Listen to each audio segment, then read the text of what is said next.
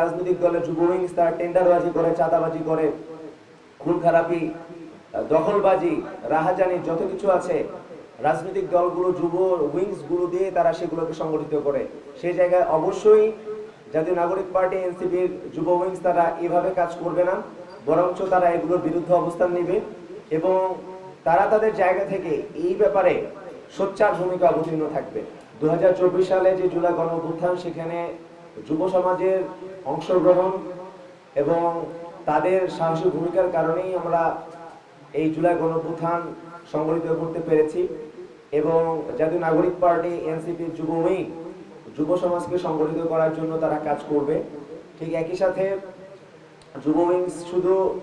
যুব সমাজের গতানুগতিক জায়গা থেকে রাজনৈতিক দলগুলোর যুব উইংসগুলো যেভাবে কাজ করে সেরকম ভাবে নয়, বরঞ্চ আমরা যুব সমাজের সমস্যার যে জায়গাগুলো রয়েছে, তাদের সম্ভাবনার যে জায়গাগুলো রয়েছে, সেগুলোকে ফোকাস করে কিভাবে বাংলাদেশের যুব সমাজকে আরো কর্মমুখী করা যায়, আরো কিভাবে সমৃদ্ধ করা যায়, সেই উদ্দেশ্যকে সামনে রেখে আমরা জাতীয় নাগরিক পার্টি এনসিপির যুব উইংসের আত্মপ্রকাশ করতে যাচ্ছি। আমরা আগামী 16ই মে রোজ শুক্রবার বেলা 3 ঘটিকায় গুলিস্তান আবরাফাত এভিনিউতে আমাদের যুব উইংসের আত্মপ্রকাশ করতে যাচ্ছি এবং আমরা একটি কথা বাংলাদেশের যুব সমাজকে বলতে চাই যে গত 53 বছর ধরে বাংলাদেশের মধ্যে যুব সমাজকে নিয়ে তেমন কোনো কাজ হয়নি। আমরা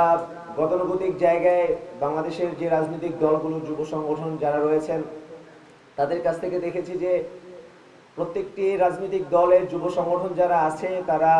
রাজনৈতিক দলগুলোর দলীয় হাতিয়ার হিসেবে তারা কাজ করে, কিন্তু তাদের মূল যেই কাজ যুব সমাজ, তাদের সমস্যাগুলো নিয়ে কাজ করা, তাদের সম্ভাবনার জায়গাগুলো নিয়ে কাজ করা, সেগুলো আসলে আমরা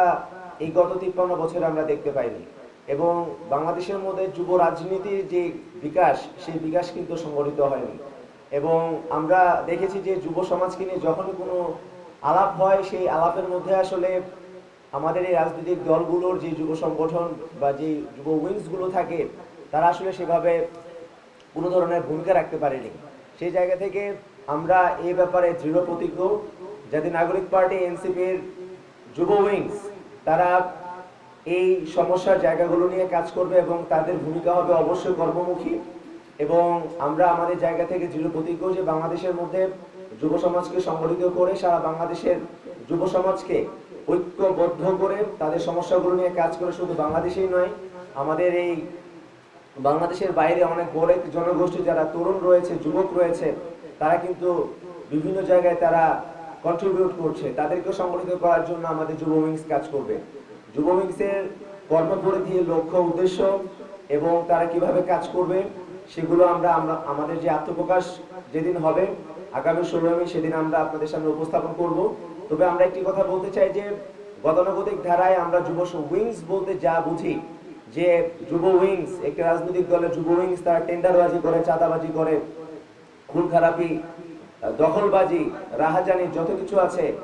রাজনৈতিক দলগুলো যুব উইংস গুলো দিয়ে তারা সেগুলোকে সংগঠিত করে। সেই জায়গায় অবশ্যই জাতীয় নাগরিক পার্টি এনসিপির যুব উইংস তারা এভাবে কাজ করবে না, বরঞ্চ তারা এগুলোর বিরুদ্ধে অবস্থান নেবে এবং তারা তাদের জায়গা থেকে এই ব্যাপারে সোচ্চার ভূমিকা অবতীর্ণ থাকবে। আমরা বলতে চাই যে আমরা যুব সমাজকে নিয়ে কাজ করব, তাদের সম্ভাবনা নিয়ে কাজ করব, তাদের সমস্যা নিয়ে কাজ করব এবং আমাদের কাজের যে পরিধি সেটা অবশ্যই আমরা আশাবাদী যুব সমাজকে অনুপ্রাণিত করবে। সেই লক্ষ্য রেখে আমরা জাতীয় নাগরিক পার্টি এনসিপির যুব উইংস আত্মপ্রকাশ করছে আগামী 16 মে রোজ শুক্রবার।